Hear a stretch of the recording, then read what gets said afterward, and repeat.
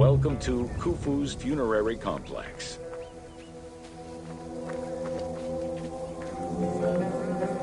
The Valley Temple was the first architectural component encountered when one entered the funerary complex.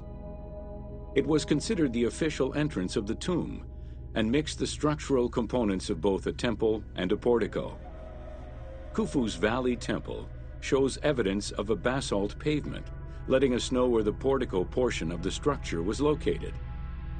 Such a partition is believed to symbolize both the subterranean and solar aspects of the afterlife.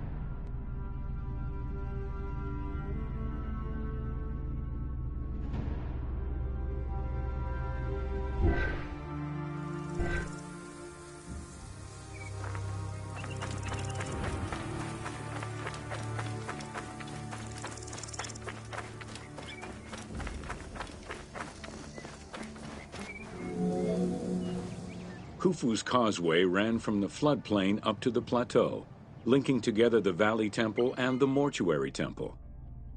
A traditional causeway presented itself as a paved path, enclosed by walls and often roofed.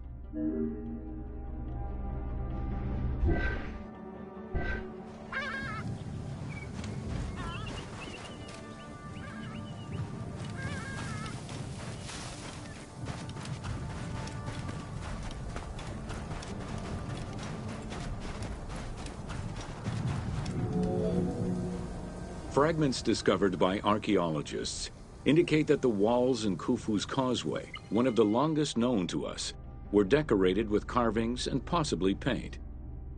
Depictions show a great variety of themes: stars on the ceiling, accompanied by scenes of battles on the walls. Other engravings depicted the creation of the complex by illustrating craftsmen at work.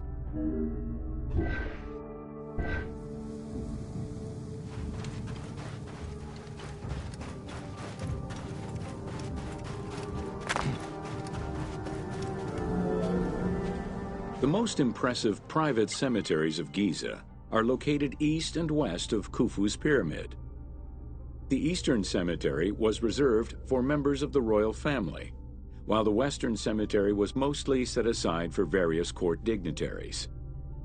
In both areas, private tombs, also known as mastabas, were aligned and laid out methodically in streets and avenues. This arrangement was probably an attempt at recreating the king's court for the afterlife.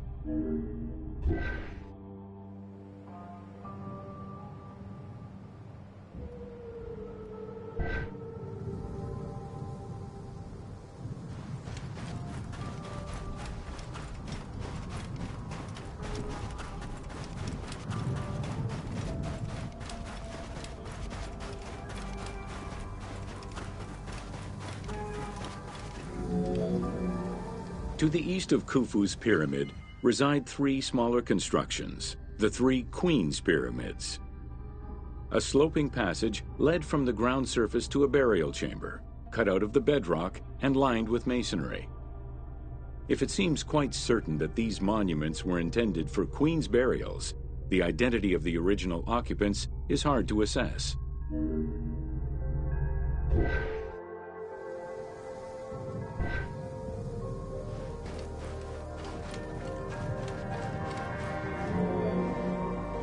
The northernmost pyramid was most likely meant for Queen Hetepheres, who is believed to have been Khufu's mother. However, in 1925, her actual tomb was discovered nearby by accident. It was hidden at the bottom of a deep masonry pit in an underground chamber. Within the concealed chamber, Egyptologists discovered the most complete royal funerary equipment, dating from the Old Kingdom, though her body was missing.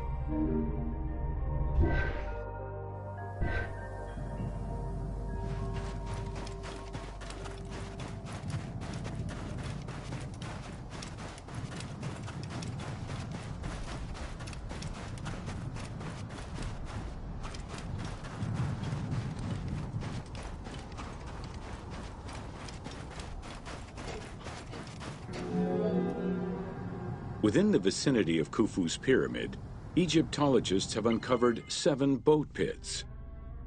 The exact function of such boat-shaped pits remains unconfirmed, though one can easily conjecture that it was symbolic in nature. The boat pits being located at the eastern side of the pyramid, at the precise spot where the resuscitated king was supposed to reappear, could constitute evidence to support such an assumption.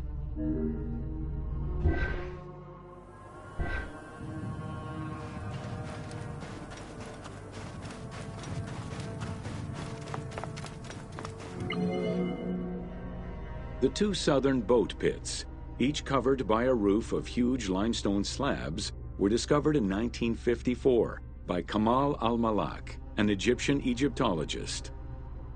Only one of them had been opened. 1,224 boat parts made of cedar wood were retrieved one by one and patiently reassembled by the master restorer Ahmed Youssef. This process took 28 years.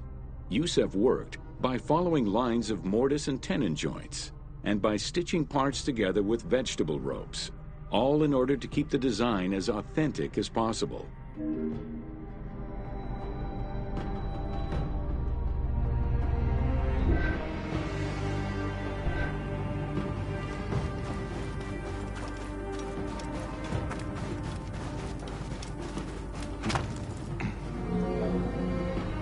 The Greek term pyramidion refers to the capstone of a pyramid or the tip of an obelisk. In ancient Egyptian, both components were called benben. This word was also used for a specific kind of food, a cone-shaped offering made of bread. The pyramidion was intended to be a miniature reproduction of the pyramid, making it equal to the monument itself in symbolic importance.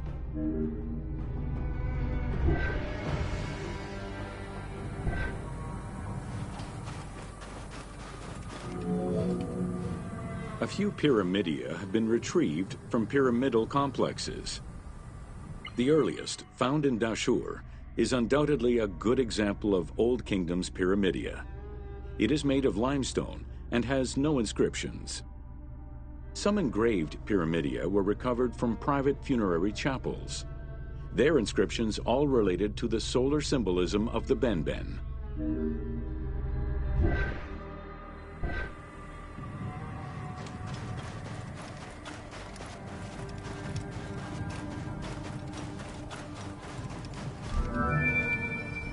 The pyramidia of the pyramids of Giza were never recovered. The reconstitution you see in the game is fictive, incorporating a golden pyramidion bearing inscriptions relevant to Khufu.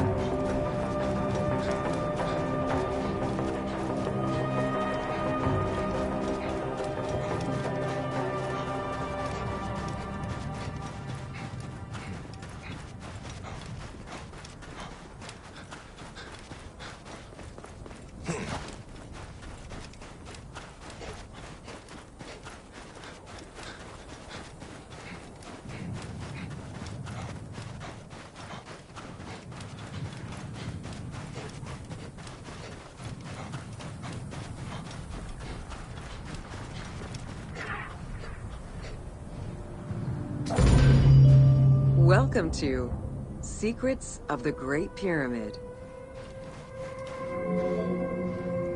Built around 2550 BCE, the Great Pyramid of Giza is considered one of the most iconic structures of Egypt.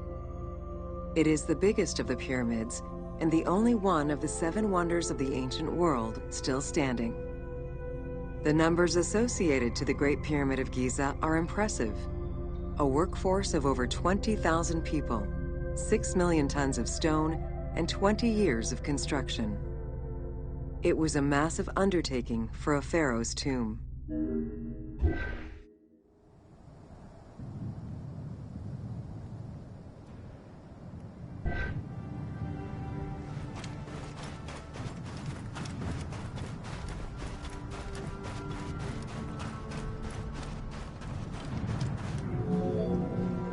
The construction of the Great Pyramid was also a display of power and opulence on the part of Khufu. It is part of the pharaoh's vast funerary complex, which also includes 2 temples, 3 satellite pyramids, a causeway, and a builder's necropolis. We can guess that the intent behind the construction of these monuments was Khufu's way of declaring himself one of the most powerful pharaohs to rule a unified Egypt.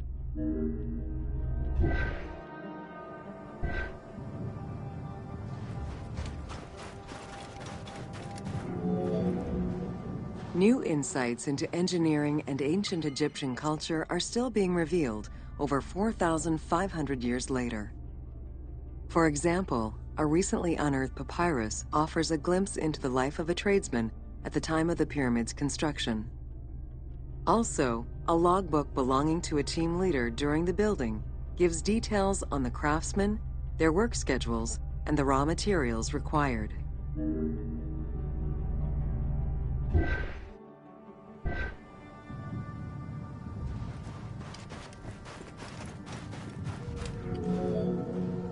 It is interesting to note that by Cleopatra's time, the pyramid's celestial purpose, its construction, and the function of its mysterious inner chambers was already unclear. Today, it is only through dedicated research that we have begun to grasp some of the Great Pyramid's mysteries.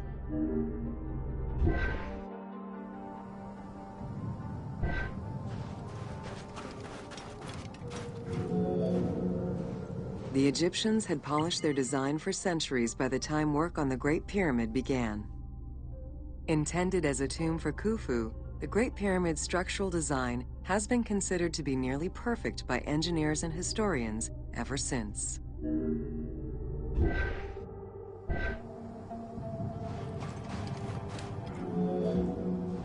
Precisely oriented north-south to the 4 cardinal points of a compass, the length of each side of the Great Pyramid at its base was 230 meters, and its original height was 147 meters. The pyramid is a mere 0.05% error away from being a perfect square.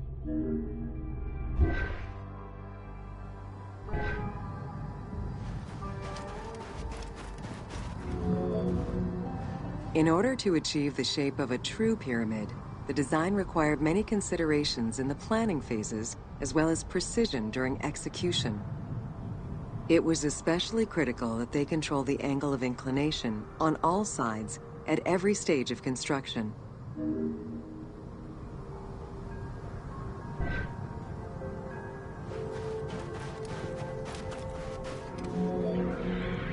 Materials for the Great Pyramid consisted of quarried limestone blocks, weighing between 2 to 15 tons each. The methods of moving these blocks into place is still debated by architects and Egyptologists. The precision of its design in an age with only soft metal tools, as well as the enormous scale of its construction, make the Great Pyramid one of the most impressive feats of human engineering.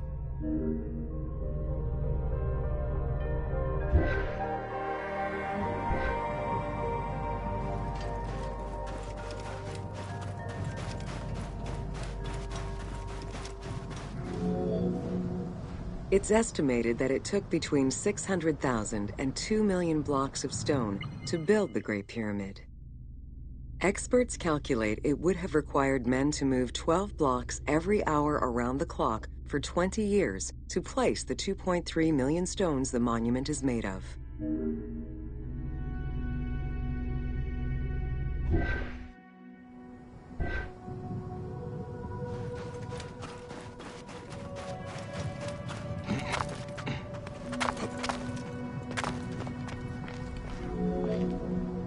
While the interior chambers were built with red granite from Aswan, most of the pyramid was made from local limestone, weighing between 2 to 15 tons per block. There is debate on how the pyramid stones were moved into place. Recent research is exploring the idea that it was built around a large interior ramp.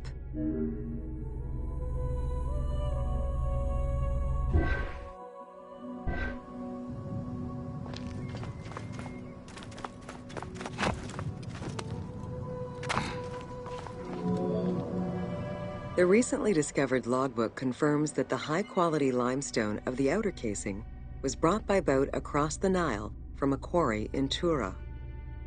Once complete, the smooth white polished stone of the Great Pyramid would have reflected the sunlight like a beacon, earning it the name the Horizon of Khufu.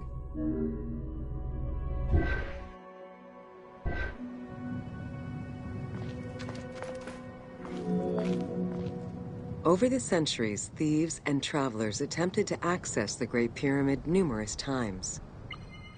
Ancient writings describe details of its interior, proof that some made their way within, though who gained entrance first and when is unknown.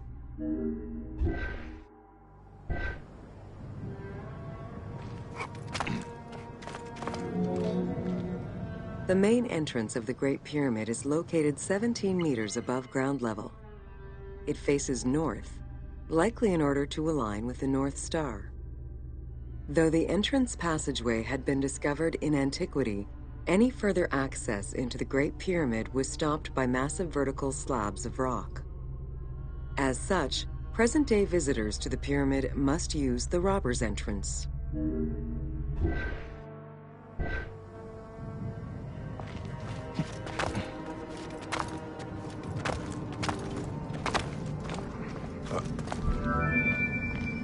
The robber's entrance is reported to have been opened in the 9th century by Caliph al-Mamun.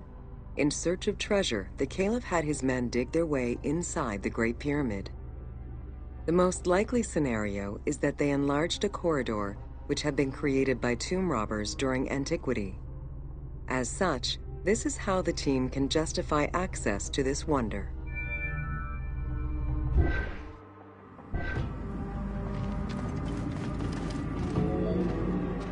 Attempts to gain entry to the Great Pyramid and uncover its potential secrets continued throughout the centuries. In the 19th century, the belief that another entry existed at the south side resulted in a hole being blasted into the pyramid's side, with no results for the damage that was done. While the search is still ongoing today to uncover more hidden rooms and passageways, conservation is the primary concern of all such efforts.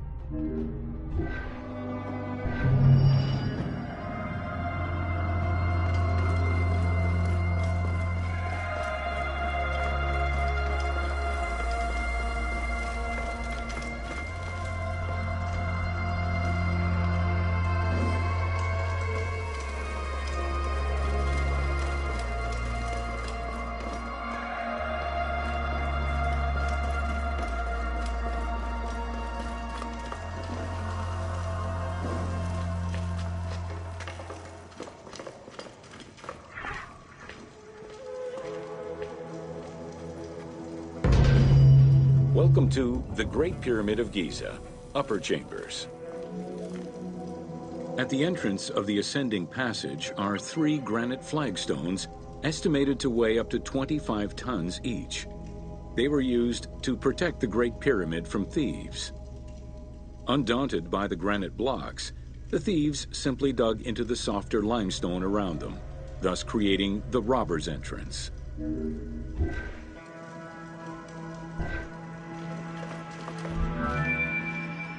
While in reality the robber's entrance is one single cavity which leads to both passages, in the game, the team created individual accesses to either passage. As such, in the game, One entrance leads to the ascending passage, while another leads to the descending passage.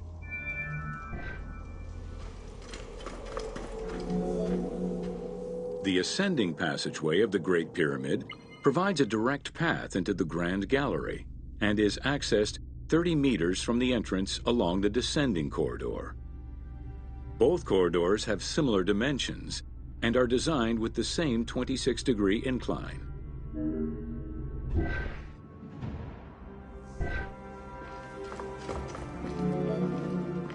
The ascending corridor has smooth masonry on its walls, and the layout includes many trapezoidal stones.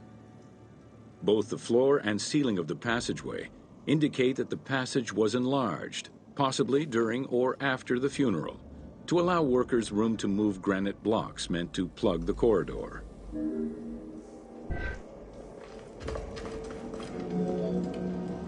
The Grand Gallery's purpose is still debated among experts. It may have been intended to align with the stars, act as a buffer to protect the king's chamber, or simply to facilitate the transport of the granite blocks used inside the pyramid. Access to the queen's chamber was at the beginning of the Grand Gallery.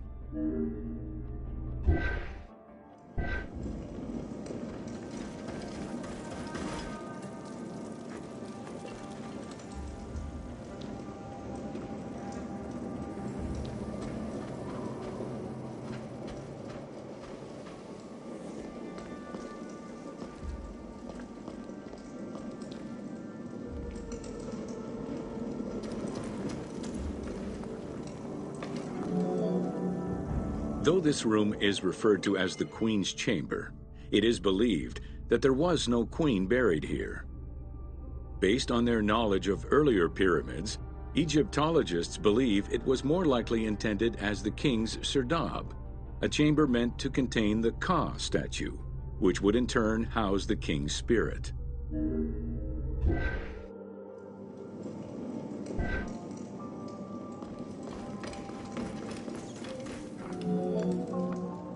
Situated exactly within the pyramid's center, on the east-west axis of the pyramid, the chamber has a vaulted ceiling and measures 5.7 by 5.2 meters. In the eastern wall, there is a niche tucked away in a small corbelled archway, which may have originally held the Ka statue.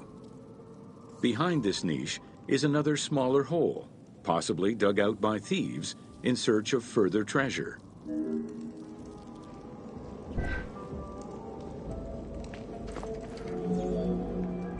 In the 19th century, two shafts were found running through the north and south walls.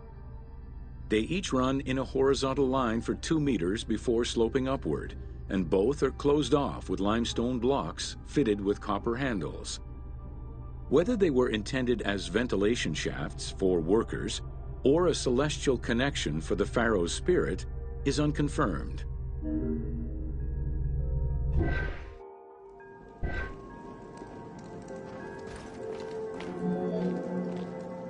A recent scan of the room indicated the presence of an unknown cavity hidden behind the north face of the walls over the descending corridor. Further investigation is still ongoing to ascertain the nature of the anomaly so as to avoid risking damage to the monument.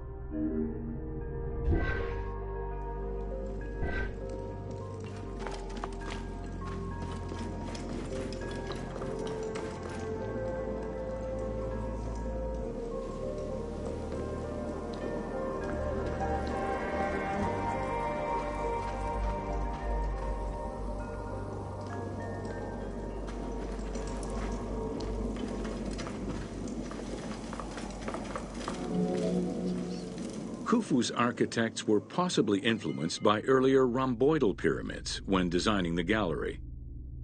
It is the longest corbelled vault ever built, measuring 47 meters long and 8.6 meters high. The walls were made to taper inward, allowing for better distribution of weight. As a result, the ceiling measures just over a meter wide at its highest point. Though this construction technique is present in other pyramids, few have the same precision and stability.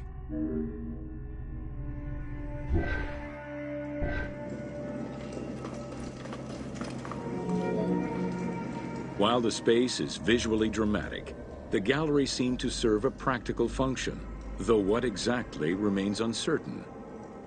Still, the wall design was undoubtedly meant to contribute to the stability of the structure, and its floor may have helped workers move the materials.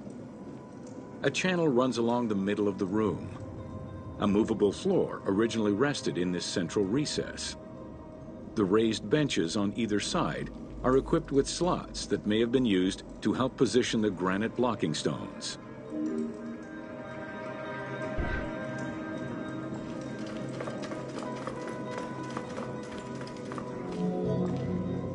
At the end of the Grand Gallery is the entrance to the antechamber leading to the King's Chamber. Directly above, there is another narrower horizontal passage that connects to the top of the King's Chamber and allow the workers access to the weight relief rooms.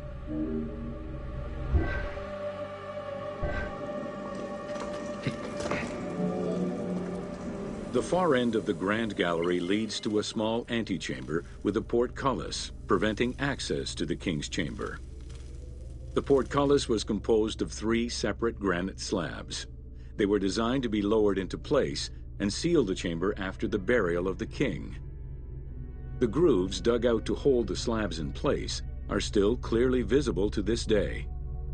The elaborate locking system was composed of a series of grooves for the ropes and pulleys that dropped the stones into place like the notches on a key.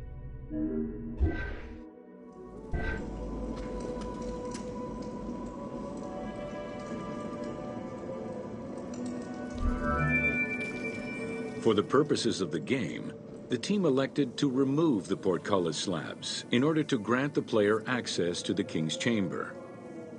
In reality, workers would have backed out of the room after the funeral, lowering each slab into place behind them one at a time. Each of the 3 stones were smashed by looters centuries later, and evidence of their break-in is still evident.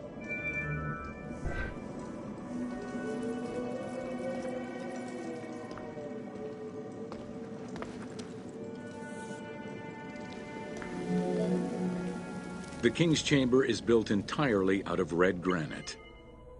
The King's Chamber measures 5.8 meters in height.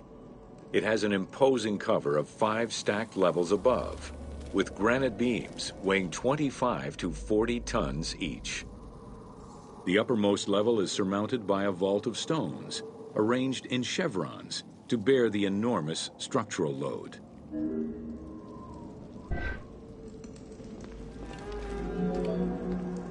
As in the Queen's Chamber, 2 shafts extend out from the room towards the north and south faces of the pyramid. They measure nearly 64 meters until they are blocked by copper-handled granite plugs. Some experts in the culture of the Old Kingdom believe that the shafts were thought to lead the king's soul to the stars, with the incarnation of the pharaoh as the god Ra, represented by the northern well, and the god Horus by the southern well.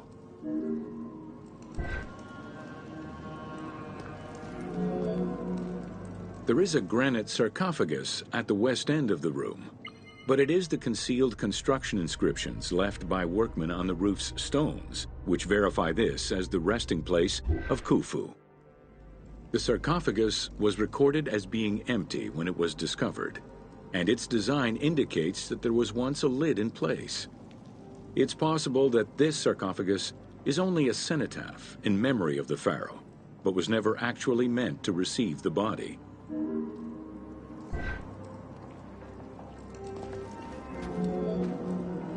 Khufu's mummy was never found. It is hoped that as of yet undiscovered hidden rooms and shafts of the pyramid may provide an answer as to its location.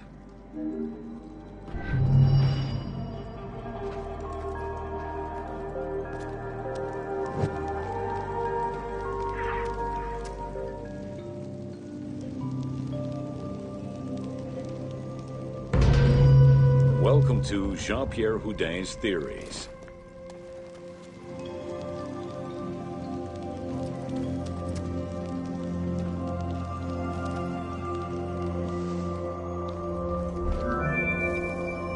The team wanted to provide players with a sense of exploration and discovery, particularly within the Great Pyramid.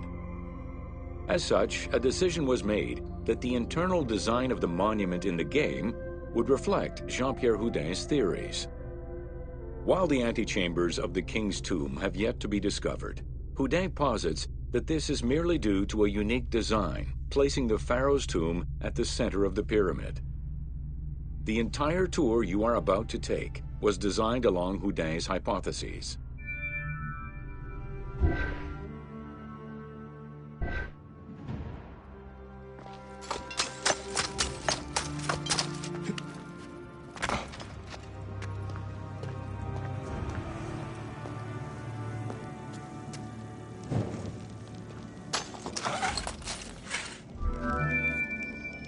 While respecting Houdin's hypothesis as to the general layout of the antechambers, the team wanted the contents to enhance the game experience.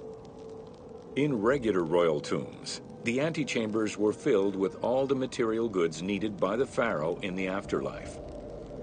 To support the feelings of discovery and awe, the art team created a unique and fantastical treasure in this second antechamber.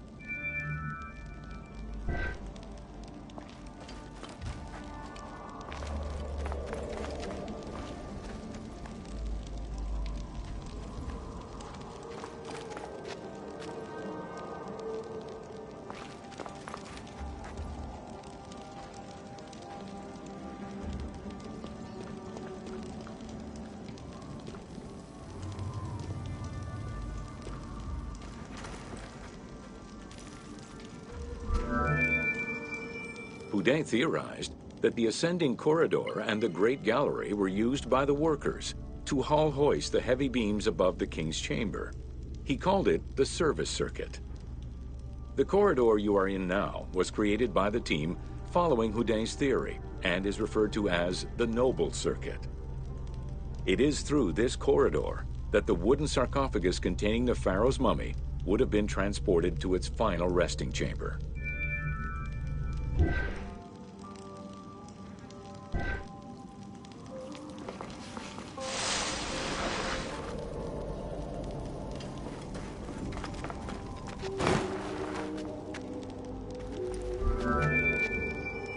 With this structure in mind, one can easily assume that the pyramid's entrance would have been connected to the two antechambers. Modern research has revealed that a cavity might be located behind the north face chevrons of the pyramid. As such, the team chose to create this area for the player to explore. Here is where Houdin believes that the priests and nobles would have exited the pyramid after the burial ceremony.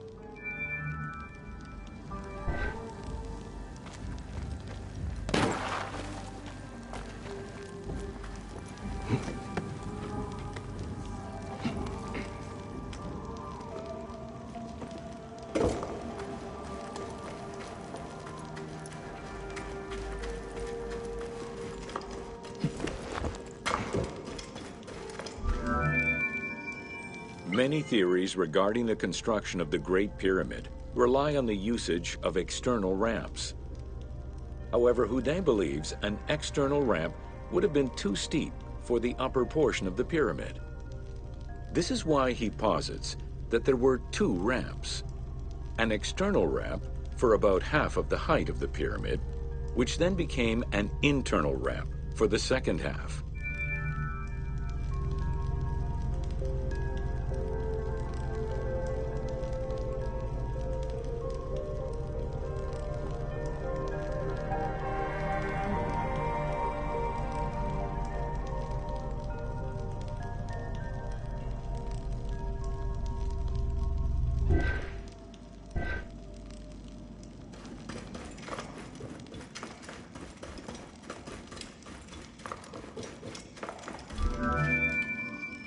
Houdin's theory states that this internal ramp followed the sides of the pyramid in an ascending spiral pattern.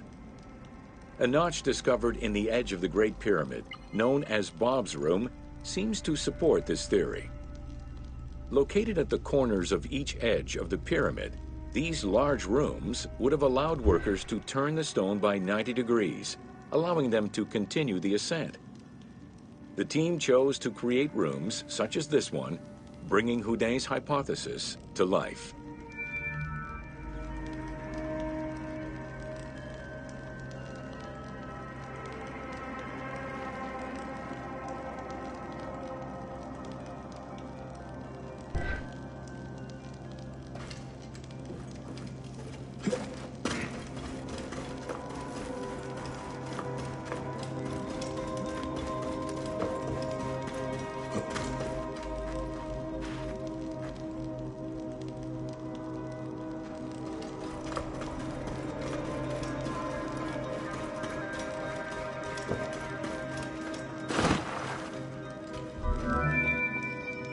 This long corridor was the first section of the ascending internal ramp. Through it, the blocks used to build the Great Pyramid would have been carefully moved upward and then turned at each edge of the pyramid in order to continue their ascent.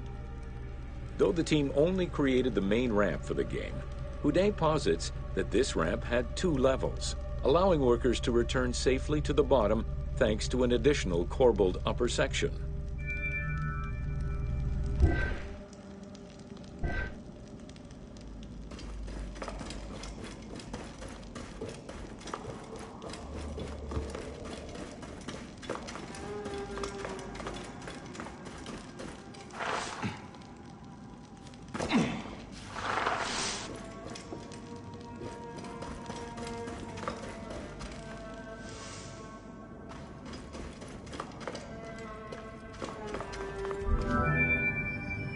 According to Houdin, the start of the inner ramp was located at the base of the southeastern face of the pyramid. This location would have been the junction point of the external and internal ramps. Below us, workers would have built the lower part of the pyramid with the external ramp before eventually switching to the internal ramp for the middle and upper sections of the pyramid.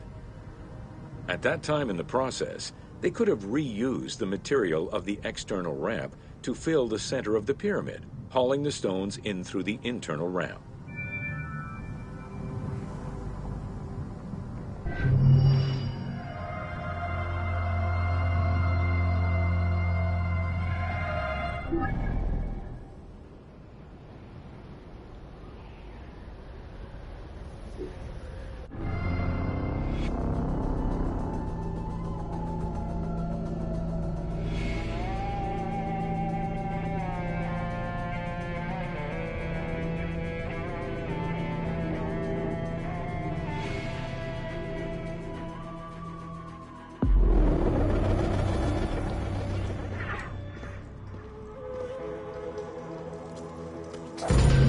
Welcome to the Great Pyramid, Subterranean Chamber.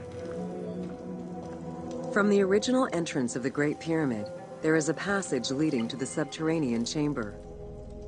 Its walls were carved out of the existing rock of the plateau and then covered in a fine, unmarked limestone. The descending passage has a steep 26-degree downward slope. Narrow and with a low ceiling, this pathway is long and challenging.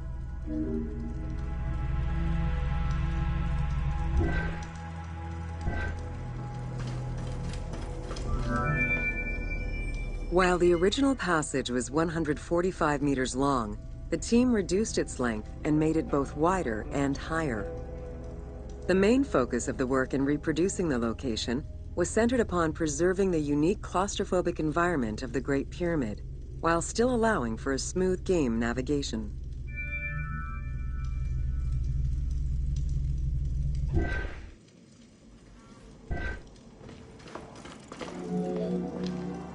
The well shaft was a 58-meter vertical passage that connected the descending corridor to the grand gallery above.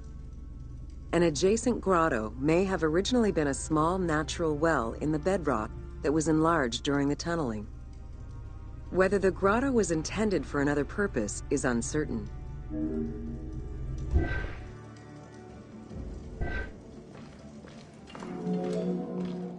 There is much speculation over the purpose of the well shaft. One theory is that the channel was cut or enlarged to supply air to workers in the descending passage.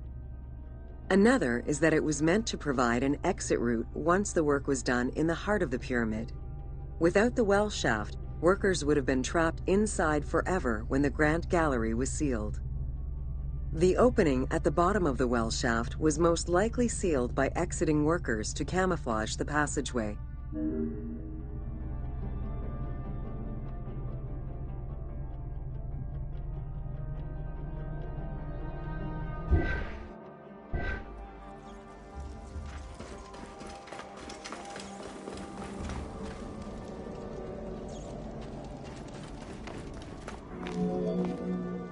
There is a subterranean chamber at the end of the descending corridor, 30 meters below the Giza Plateau's surface. Dug directly into the bedrock, the space is wide with a ceiling 3 meters in height. Its floors and walls are rough and uneven, indicating that it was never completed. At the south end of the room, there is another narrow corridor, similar to the others, though it abruptly ends after roughly 20 meters.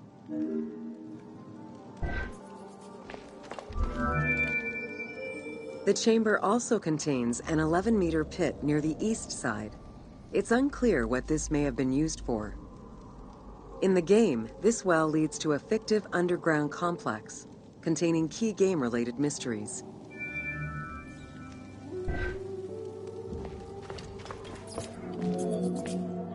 The subterranean chamber's original purpose remains a mystery. One popular theory is that it was originally meant to be Khufu's burial chamber, but the pharaoh changed his mind, preferring to be buried higher up in the pyramid, which would explain the chamber's unfinished state.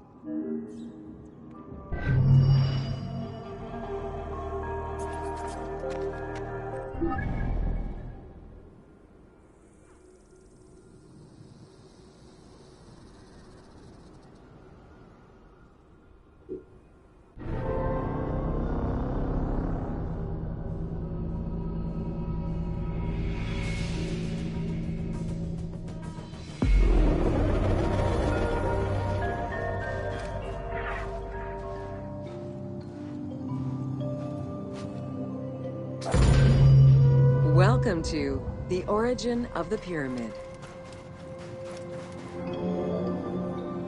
The origin of the word pyramid is controversial.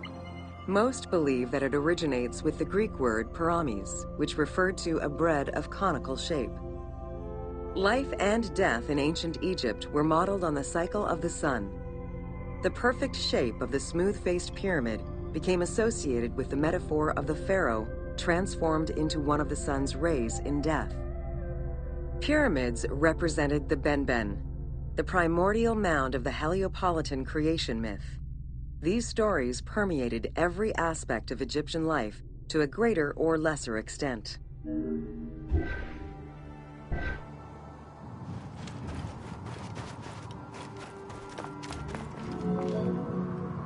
During the pre-dynastic period, the development of funerary practices was different, depending on whether one was located in Lower Egypt or Upper Egypt.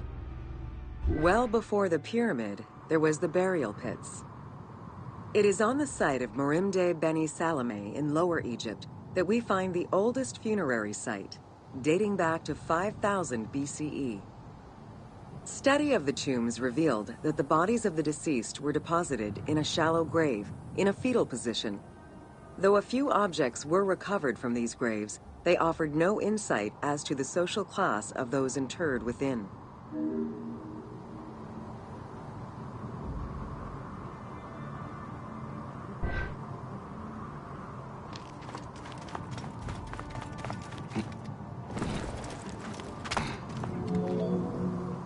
In Upper Egypt, pre-dynastic practices are easier to study, but reveal more complex funerary rites.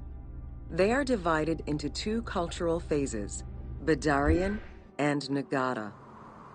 The Badarian phase ranged from 4400 BCE to 3800 BCE. Small necropolises were discovered on the outskirts of villages, revealing the emergence of a funerary cult. The bodies of the deceased were lowered into an oval grave and covered with goat or gazelle skins. Items needed in everyday life were added alongside the body.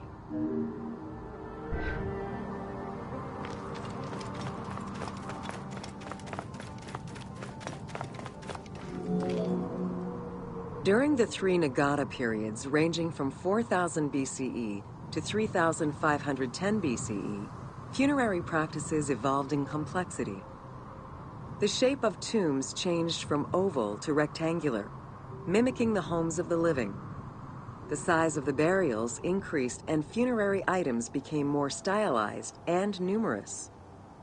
Tombs gained complexity with masonry, wooden veneers, or raw bricks added to strengthen the structures.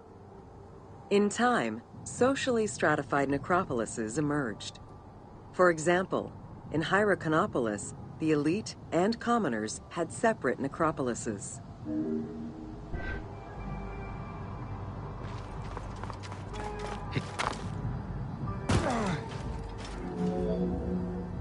The term mastaba, meaning massive bench in dialectal Arabic, refers to a form of funerary architecture that was present in Egypt from the Archaic period to the Middle Kingdom. An evolution of the burial pit, mastabas were generally composed of two parts. A structure was built above the ground in the form of a massive rectangle with stepped walls, and a subterranean burial chamber was located underneath. Smaller mastabas often surrounded the much larger tomb of the king. These generally held the remains of the king's relatives and courtiers.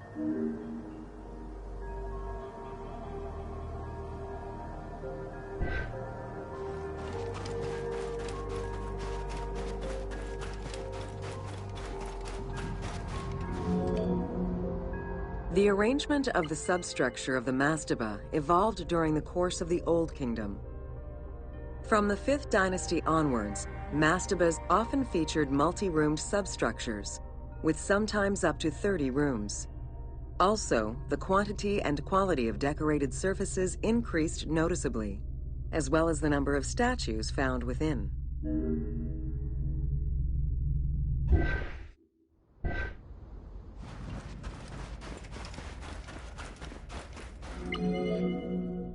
The 6th dynasty would see art used to its utmost. The entire surface of a mastaba would be covered in scenes of daily life, illustrating the prosperity of those lucky enough to comfortably spend eternity near the pyramid of a pharaoh. The best example of this type of mastaba is the tomb of Mereruka in Saqqara.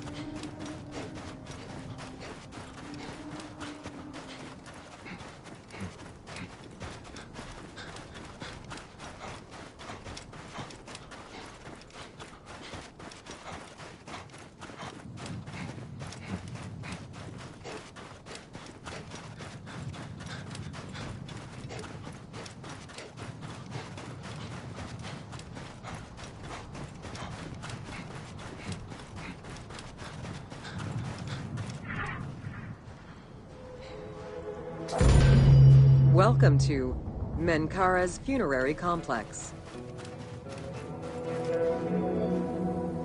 The dimensions of Menkaura's pyramid are much less grandiose. However, unlike its predecessors, Menkaura's pyramid shows a great deal of complexity in its internal and external finish. The outside was partially covered in red granite, while the internal walls were richly decorated. This latter innovation would not catch on until the end of the 5th dynasty, when pyramid texts began to adorn the walls.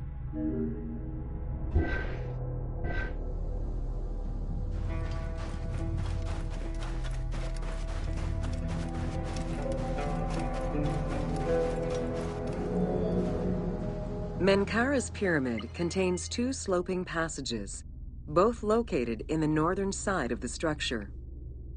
The upper one was abandoned during the construction phase, whereas the lower one, slightly above the base of the monument, constitutes the real entrance. The lower passage leads to a first room, which, for the first time since the reign of Djoser, is decorated with engraved false doors.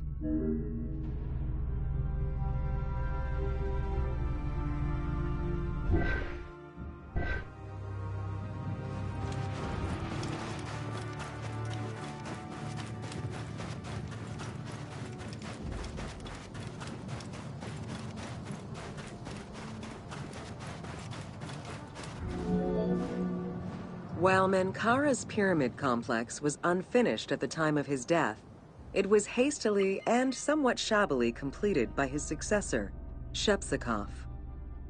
Even so, this funerary structure marks a watershed in the history of this kind of monument. From then onwards, the pyramid shrank, whereas the mortuary temple expanded both in its quantitative and qualitative aspects. Of particular note, it is within Menkaura's mortuary temple that one can find the heaviest block of limestone ever used for a pyramid complex, weighing in at over 200 tons.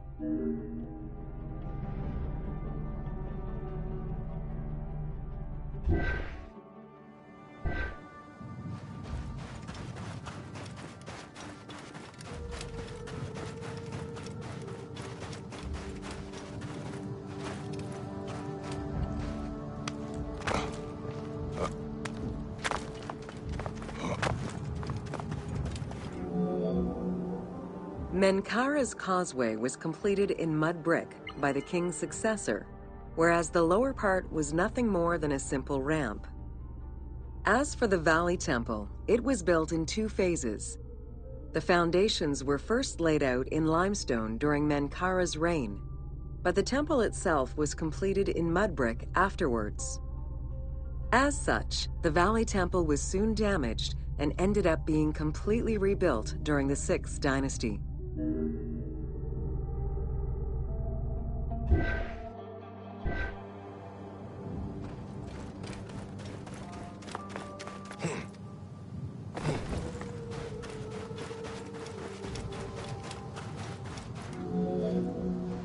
Three small structures, referred to as Menkaura's Queen's Pyramids, were erected along the southern side of the main pyramid. One of them was a smooth-faced pyramid, while the other 2 were more basic step pyramids. It is difficult to assess whether the latter were designed as such or were left unfinished with no casing to smooth out their surfaces.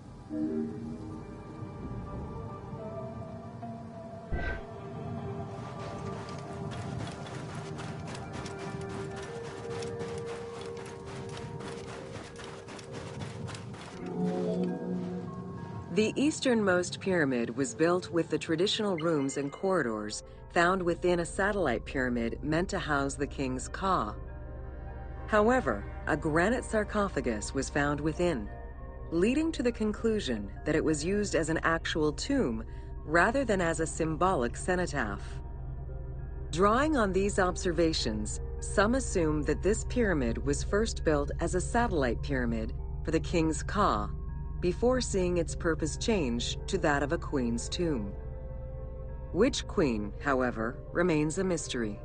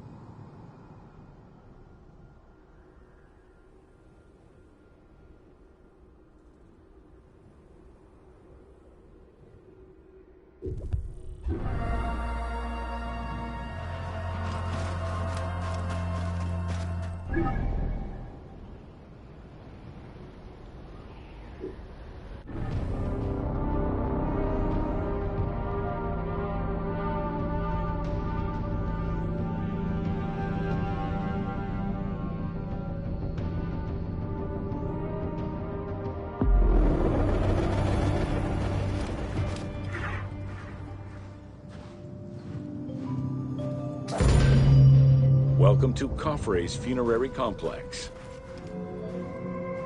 Since the very beginning of the 4th dynasty, mortuary temples were built adjacent to pyramids on the eastern side.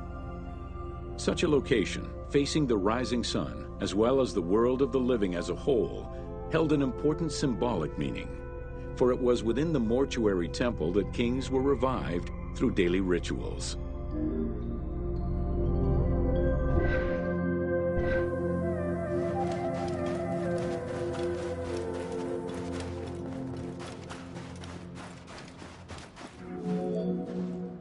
In its standard form, a mortuary temple was divided into 2 parts: a front area which consisted of a vestibule and a courtyard, and an area in the back, where all sacred elements were located.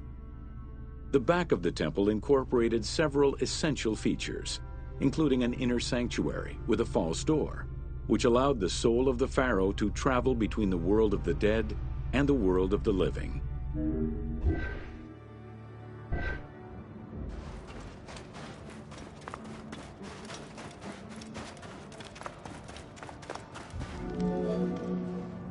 The largest of all such structures, Khafre's mortuary temple was entirely built with megalithic blocks of limestone from a nearby quarry and encased with granite. Parts of Khafre's mortuary temple, particularly the courtyard walls, are thought to have been decorated with splendid reliefs. However, not a single image of the king has been discovered inside the mortuary temple.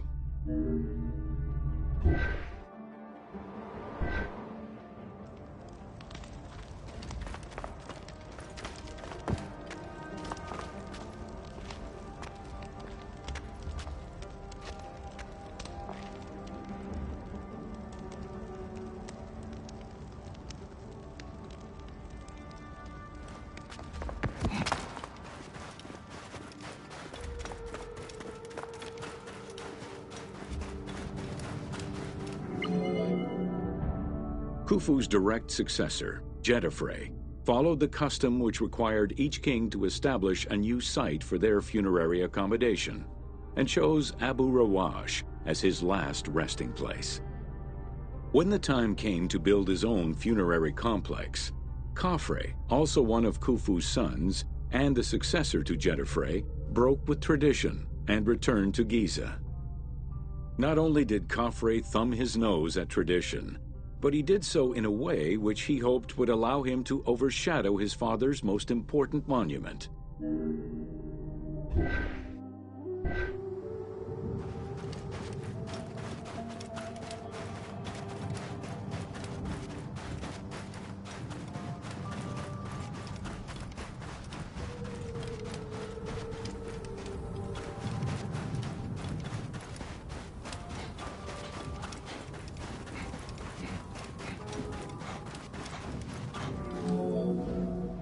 Though Khafre's pyramid is smaller than Khufu's, it was cunningly built on a more elevated bedrock layer than the Great Pyramid, making it appear higher than any other pyramid at Giza. Today, Khafre's pyramid is the only one among the 3 at Giza that still has the upper part of its limestone casing.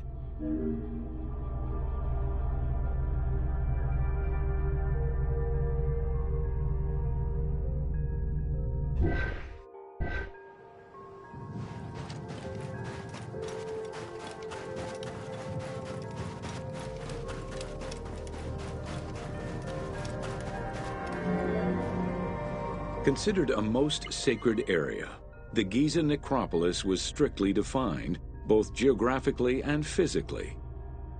An 8-meter-thick Tura limestone wall completely surrounded the Great Pyramid. The only way inside would have been through the mortuary temple.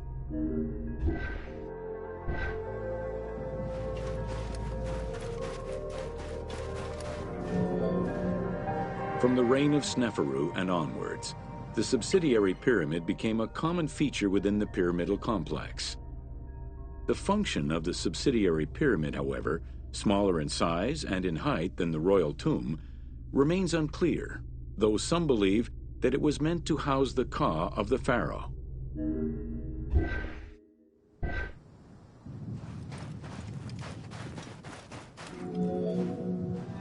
In mainstream media, the ka is often defined as the soul of the deceased.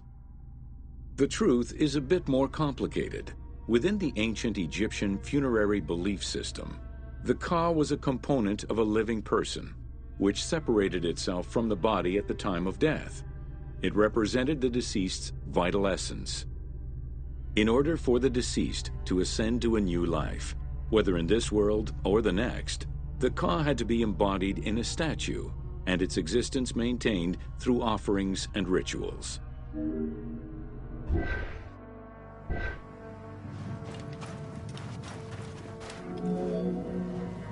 Within Khafre's subsidiary pyramid, a wooden box containing pieces of cedar was discovered by archaeologists. When reassembled, it turned out to be a shrine mounted on a sled. Just as with the solar barges found around Khufu's pyramid, it seems Khafre's shrine and sled were ritually disposed of after his funeral.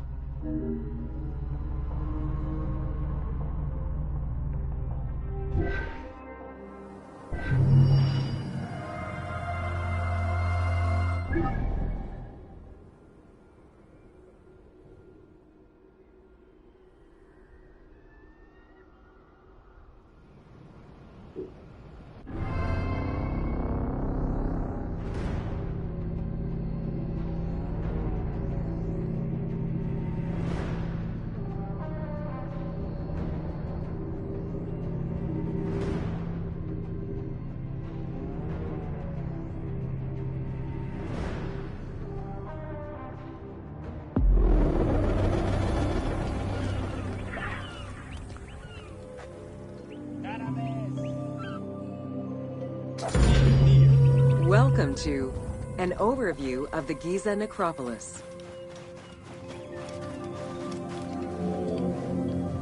The Giza Plateau is located on the west bank of the Nile and was considered by ancient Egyptians as the domain of the dead.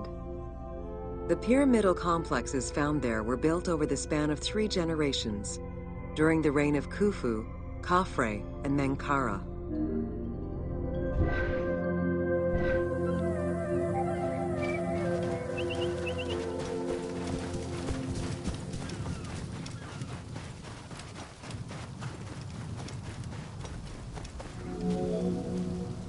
The Giza area, now famous for its 3 pyramids, is part of a wider grouping of funerary complexes. Rulers from this period generally elected to be buried in the area. The focal point of the entire region was the city of Memphis, chosen as the capital of Egypt at the beginning of the Old Kingdom.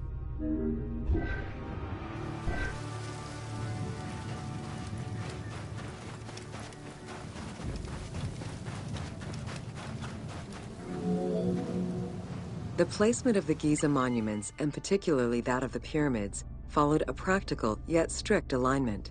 First, they focused on cardinal points, and then they accounted for the natural geology of the plateau.